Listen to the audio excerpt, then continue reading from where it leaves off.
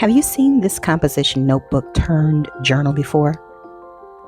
Today I'm going to share a little bit of what's inside and how I've used it to document some important things in my life. Maybe you're using your journal the same way, or maybe you'll be inspired. Either way, just stay tuned. Let's go through this together. Welcome back to Livie's Lovelies, your inspirational craft channel, and I'm your host, Fam the Fabulous. For more ideas, inspiration, swaps, and challenges, click the link in the description below to join our craft community, the Maker Exchange, on Facebook. If you've been on the channel for the past 2 years, you may recall me creating this journal using a composition notebook that I picked up from Walmart for probably 50 cents. Now I used some scrapbook paper and a digital kit over in my Etsy shop called the Gratitude Journal Kit. So my original concept was to create a gratitude journal.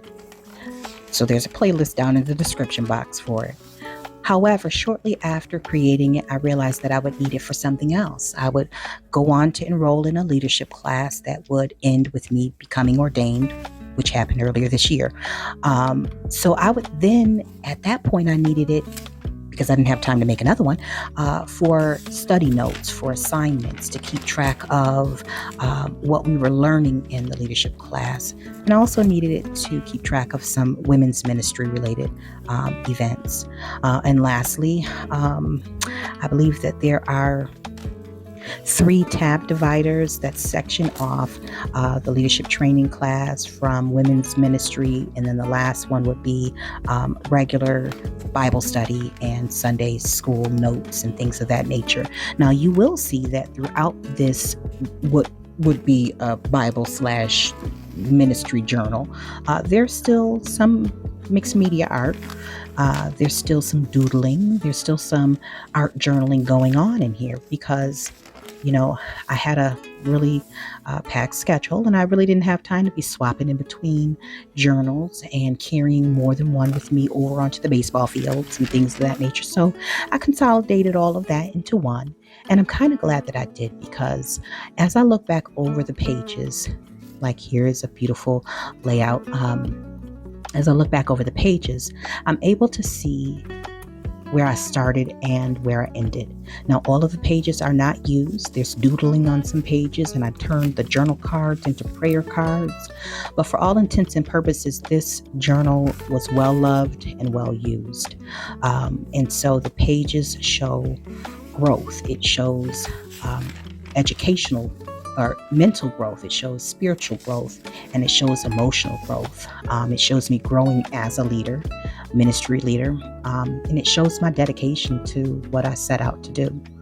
Now, the purpose of me sharing this with you is not so that you can see my artwork or my handwriting slanted to the left, or for you to catch a little snippet of my prayers on the back of these journal cards. It's really just to give you permission, or to encourage you to give yourself permission to use your journals how you see fit. I don't think it's important to have a specific journal for a specific thing, more than I think that it's important to have a journal that you use regularly, committing to jotting down and documenting the things that you're embarking on, thoughts, goals, ideas, art. And if you have to have more than one, that's fine.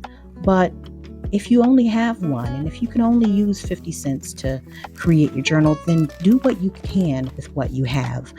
One of the reasons why I like using the composition notebook is because it's not precious. It's mass produced. I don't feel as though the pages are onion skinned, so I don't feel like I need to avoid messing up the pages. If they turn out beautiful, that's fine. If I'm experimenting and it turns out horrible, then hey, I haven't lost anything. But that being said, we oftentimes restrict ourselves to, certain things for certain times, but life is short. And so give yourself permission to be free in documenting your growth, right? Do what you can with what you have when you can.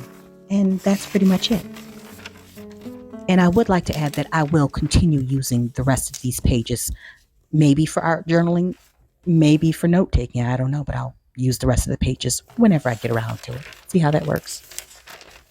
Now, I hope this video has either inspired you to grab a 50-cent dollar composition notebook and convert it into a space where you can document your thoughts and express yourself artistically as well as mentally or emotionally or spiritually for that matter. There's no rules to this. You can do as you please in there. It can be a harmony of both thought, mind, and creativity. And for those who are already started, I hope that it has encouraged you to pick your journal back up. You don't have to document and journal each and every day. You can pick it up in January and pick it back up in February if that's what suits you. But more importantly, get back in there so that you have something to return to in years to come, right? Now, if you've enjoyed this video, I do hope that you'll give this video a thumbs up. And if you're not a current subscriber, I am welcoming you to hit the subscribe button along with the notification bell so you can be a part of this creative community, because in this case, the more, the merrier. So listen, my friends, until we're back together here on Patreon, YouTube, or Facebook, stay encouraged, stay blessed, stay creative, and crafting. Bye for now. If you enjoyed this video, go ahead and give it a thumbs up. Hit subscribe to join the crafty community and be sure to click the bell for notifications of new uploads. Thank you so much for watching. Now stay tuned for more from Livie's Lovelies, your inspirational craft channel. Bye for now.